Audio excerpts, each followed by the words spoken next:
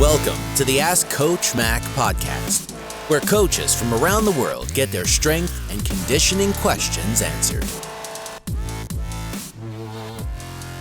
What's up, guys? Rob McKeefery here, and welcome to episode number 16 of Ask Coach Mac. Thank you so much for joining me today. We have a great question from Zack. But before we get to that, I want to thank today's sponsor, Iron Grip. If you're in the market for plates or dumbbells, these are my go-to guys. I've put Iron Grip plates and dumbbells in 3 facilities, including my own garage, where my family and I work out. I have nothing but positive experiences with them and love the fact that they're manufactured in the U.S.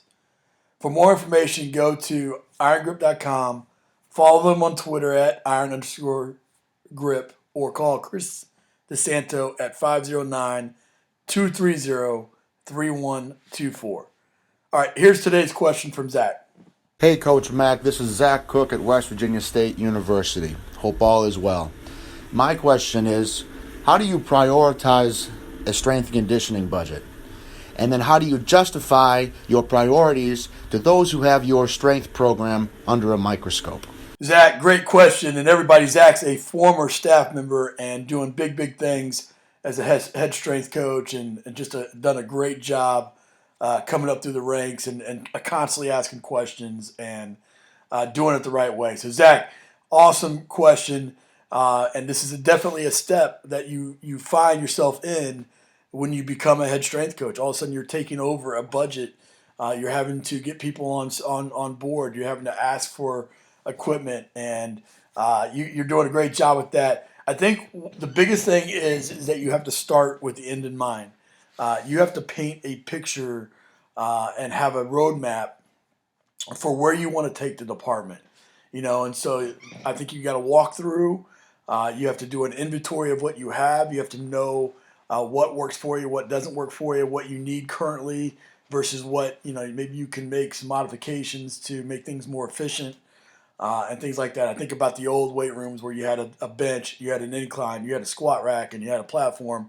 And obviously, doing with a rig or a rack, now you've combined all 3 of those to make the space more efficient. And so there's tons of things like that in weight rooms across the country where you can make things more efficient with the way that you go about your business. What we do is we divide things into 4 areas when we're making that list of what we have versus what we need. The first area is making whole or repairs. The second area is needs. Third area is luxury items. And the fourth area would be big ticket. So making whole repairs. For example, when I took over at Eastern Michigan, we had 6 U-bars and 12 racks. Well, to program in U-bar curls or skull crushers or U-bar pullovers or something along those lines, we couldn't do it because we didn't have 12. And to do it in a way in which everybody was able to do the same exercise at the same time, and we weren't waiting on equipment and creating bottlenecks in the weight room. And so we made a whole list of things, of items like that, Eric's pads, TRXs, bands and things along those lines that we needed to make whole so that we can program in exercise. When explaining that to the administration and being able to say, hey, look, we can't even do this, we can't even implement this into our program because we don't have enough of them, then oftentimes they'll see that and they'll want to help you.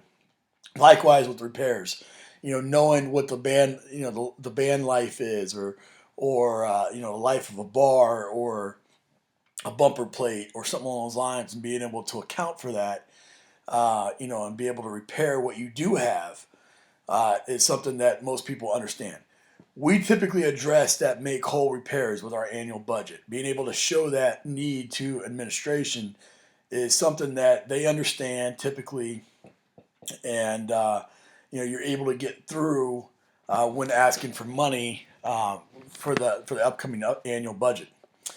Needs are things that we need that we want to have in our program to be able to do things that we expect or be able, that want to be able to do. And so, for example, for us, when we walked in the door, we mostly just had racks.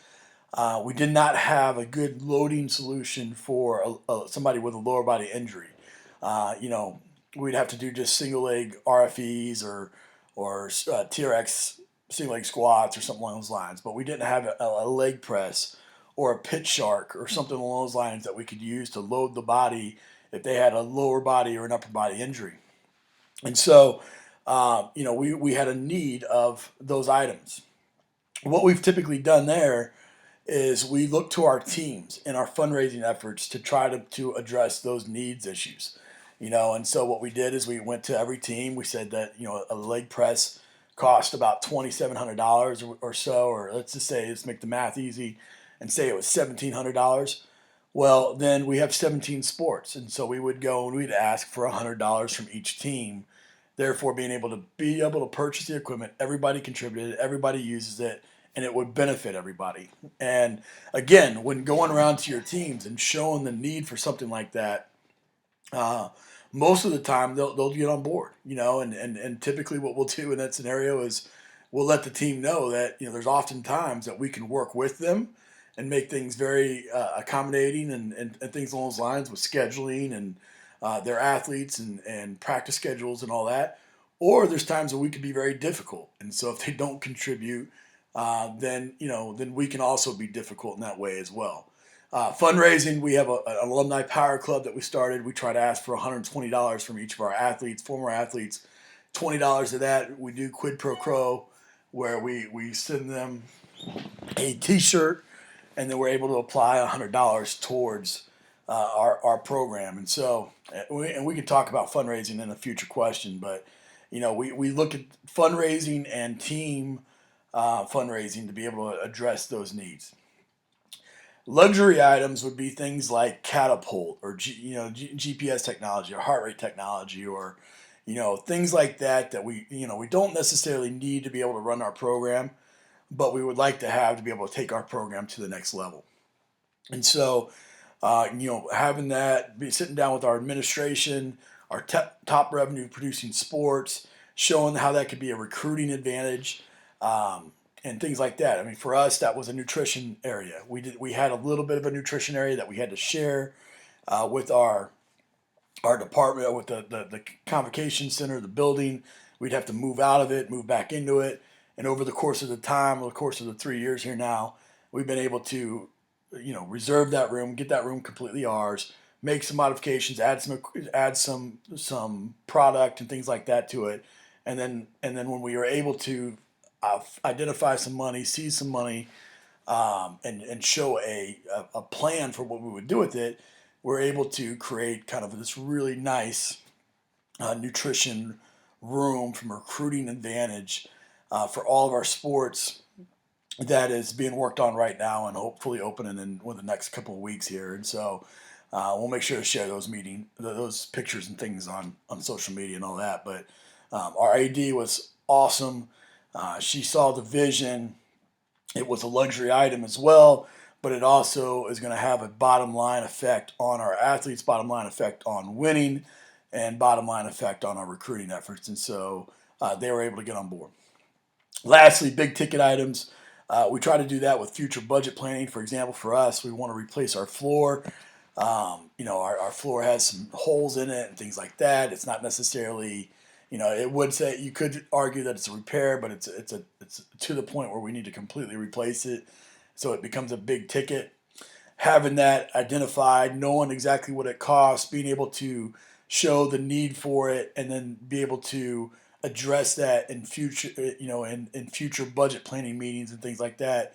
We get it on the radar. We're able to try to pitch it each and every time we have those meetings. But the number one thing that you need to take away, Zach, is when you're talking about this stuff, you could see that we have these 4 areas. We have it clearly defined of what we want, where we're going to spend money, why, we have justification, all those types of things. Too many times strength coaches are just like, I need more money. And they don't really have a plan of that. Well, if you're running a business, and this is a multi-million-dollar business, college athletics is a multi-million-dollar business, and you're the CEO of that company, and your subordinates were talking about how they just need more money, but they didn't really have a plan for it, you wouldn't give them money. And so by having this, have it clearly marked, be able to discuss it, be able to show on a moment's notice when a booster or an alumni or a coach is walking through the weight room and they got some extra money, and show exactly what you would spend it on. more often than not, they're gonna feel good about that, and they're gonna support you.